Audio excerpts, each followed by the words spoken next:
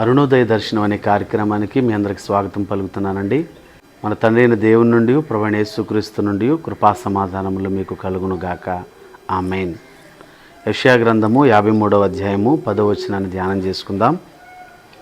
అతడు తన్ను తానే అపరాధ పరిహారార్థ బలి చేయగా అతని సంతానము చూచును.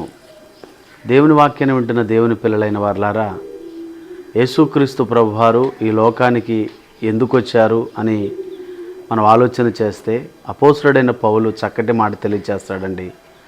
పాపులను రక్షించుటకు క్రీస్తు యేసు ఈ లోకమునకు వచ్చినని వాక్యము నమ్మదగినదియు పూర్ణాంగీకారమునకు యోగ్యమైనదై ఉన్నది అంటాడండి.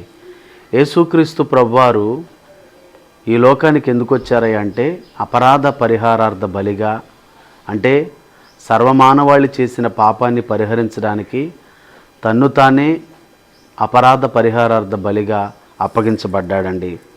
దేవుని బిడ్డలారా, దేవుని వాక్యానుసారంగా ఆలోచన చేస్తే మానవుడు జన్మతః పాపి, కర్మతః పాపి. మానవుడు పాపములో నుంచి బయటికి రాలేని స్థితిలో ఉంటున్నాడు.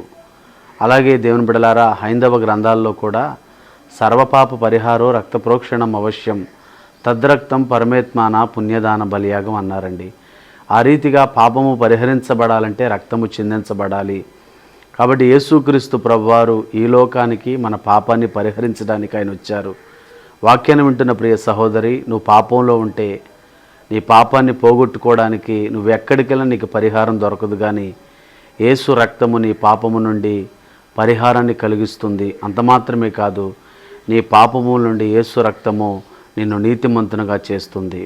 అట్టి రీతిగా దేవుడు మిమ్మల్ని ఆశీర్వదించాలని కోరుకుంటూ, దేవుని పిల్లలైన మీరందరి మీద ఆ యేసు రక్తం ప్రోక్షింపబడాలని, మీరందరూ శుద్ధీకరించబడాలని కోరుకుంటూ ఈయన మాటలు ముగిస్తున్నాను. ఈ కొద్ది మాటలో దేవుడు మనందరి వినికిడిలో ఆశీర్వదించునుగాక. ఆమేన్.